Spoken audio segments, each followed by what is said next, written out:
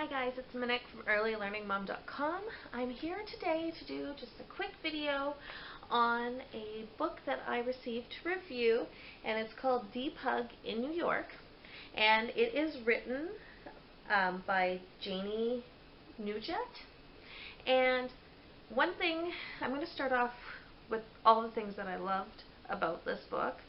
I did really love the illustrations. I felt that they were really well done.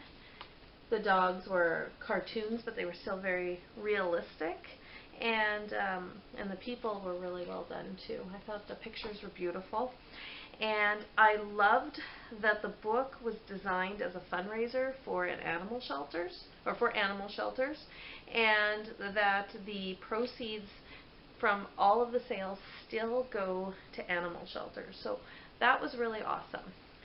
Now, that being said, I find it really difficult to, usually when it comes to kids' books, we love quite a few of them. And unfortunately, this one didn't just flow off of the tip of our tongues.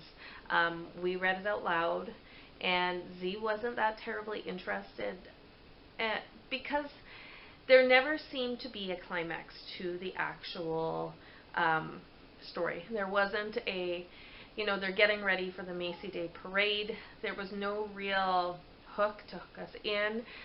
A lot of things were repeated, especially explaining that the main character is a member of 4-H. And I also really liked that they talked about 4-H in here, because I think that's a great program and organization that doesn't get a lot of attention. So that was great as well.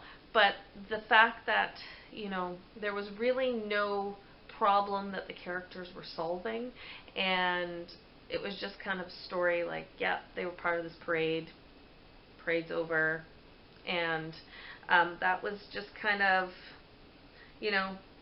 how we felt. Like, we didn't really feel like there was anything to catch our interest. So usually when we read a picture book, we like to see a problem. Okay, so they're getting ready for the parade, maybe something from the float went missing, or they had a problem, or there was a conflict. There wasn't really any conflicts and resolutions that usually are part of a good story.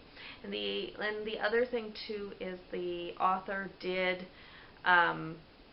use a lot of nicknames, but then go back between the characters' real names and their nicknames, and Zakari and I had trouble following along who was who, just based on that. Like, usually at the beginning of a story, you'll say what the character's real name is, but then their nickname, and then they usually pick one to go through it, unless, they're in trouble with their mom and their mom uses their full name. But we found that a little difficult to follow with too. And like I said before, the author seemed to re-explain things that really didn't need to be re-explained. They were explained at the beginning, and then they were re-explained in the middle or near the end, and it just felt like overkill.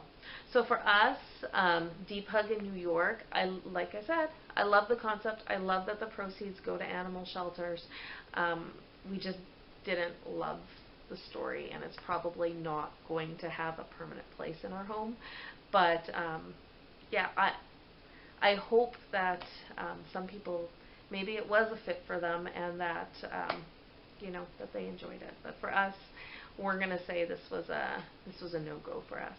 But thank you for watching. I am going to get a little review written up on this and have it on my blog, so you can check the link down below and go check out the blog review.